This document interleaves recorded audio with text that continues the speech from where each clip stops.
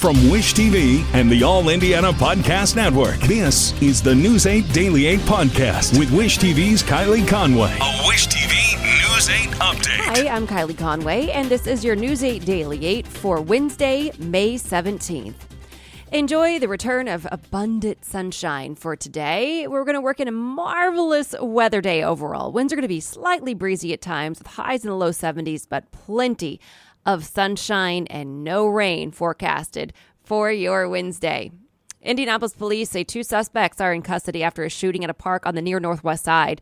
Officers responded to a person shot at Bertha Ross Park on Clifton Street just after 8 last night. They say the victim is stable. Police say they found the suspects a few blocks from the park with a weapon. It's not known what led to the shooting. Police say a witness is cooperating with officers. A father is now arrested in the death of his 5-year-old son in Indianapolis. Police say 25-year-old Jabbar Scott was watching TV with his 2 sons when he placed a gun in the side of the couch and got up to use the bathroom. That's when police say 5-year-old Hakeem Scott found the gun and shot himself. It happened Friday night at Nolan and North Keeling Avenues. Jabbar Scott now faces the charge of neglect causing death. Today, classes are canceled at Whiteland High School after the death of a student in PE class. The district says she drowned in the school pool. A medical exam is scheduled for today to determine the exact cause of death. The coroner says the student was 15. Officials are not releasing her full name. The student who shot a classmate in Noblesville in 2018 will soon face a new criminal charge. He was 13 at the time of the shooting and is now 18. The Madison County Prosecutor's Office has charged him with battery against a public safety official. He's accused of punching a case manager twice during a visit in March. Court documents show he claimed the punches were horseplay. An initial hearing is set for May 23rd. A month after the punching incident, a judge decided not to release him from custody. The judge ruled he would remain in jail and receive a psychological assessment from the Indiana Department of Child Services. Officials have not provided an update on that assessment. In South Bend, students will soon carry clear backpacks. The board of South Bend schools voted to mandate the see-through packs to enhance security and safety. Leaders say every student will get 1 free backpack. The change goes into effect next school year. From my teammate, an IMPD officer charged with excessive force will not face state charges for now. A judge said yesterday he wants to wait until Sergeant Eric Huxley is sentenced on federal charges.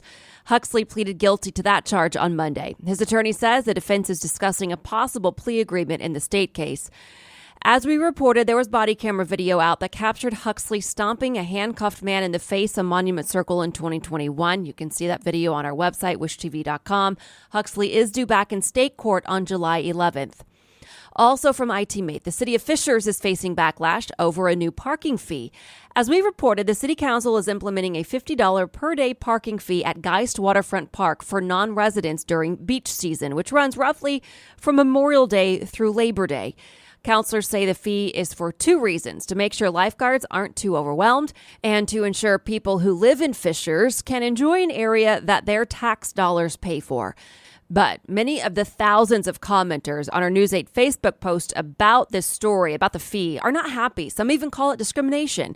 Dr. Leslie Etienne is the director of the Center for Africana Studies at IUPUI.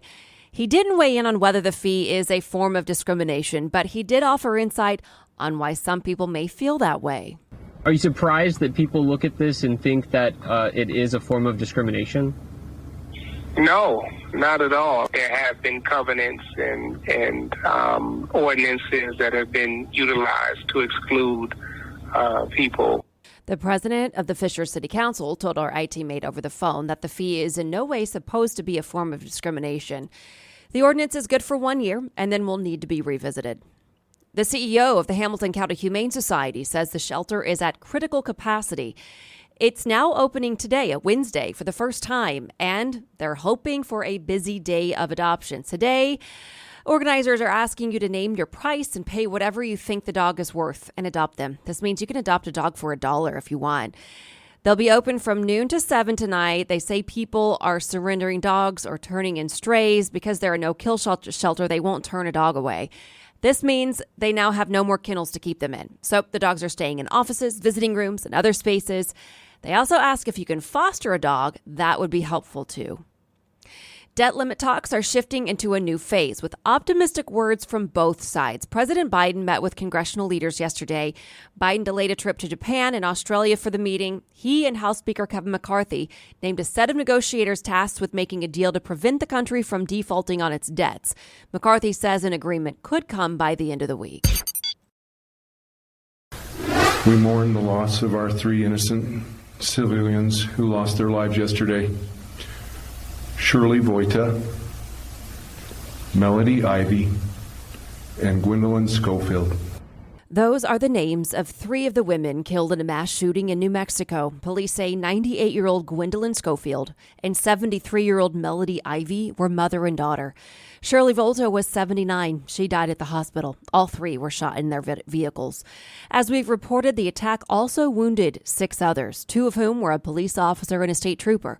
Officials say both of them have been released from the hospital. Police say the gunman was 18-year-old Bo Wilson. They say he was a local high school student and lived in the neighborhood where he randomly opened fire. Investigators do not believe Wilson knew anyone he's accused of shooting. Police did shoot and kill him during the attack. All right, now to Pacers watch. Tyrese Halliburton represented the team in last night's lottery. The Pacers will pick 7th next month instead of the 8th selection the odds suggested they were most likely to get. The Spurs landed the top pick, followed by the Hornets and Trailblazers. The number 7 selection is one back of last year's pick, which turned into all-rookie first-timer Ben Mathurin. So what's next? At the end of the day, we know we have to improve on defense. We have to get a competitive spirit that's even stronger than what we had. We had a pretty good one this past year. But if you look at the teams that are playing deep into the playoffs, there's some really tough physical teams and tough mental teams. And so we're going to be kind of looking for that competitive spirit over the next month or so. The NBA draft is June 22nd. And today looks to be a go for what is now the first day of Indy 500 practice. Yesterday was a total washout. There was a point just before 2 yesterday afternoon when drivers began making their way out to the pits, but no dice. Just 2 hours later, the day was officially canceled. It's the 3rd time in the last 7 years that an entire day of Indy 500 practice was canceled.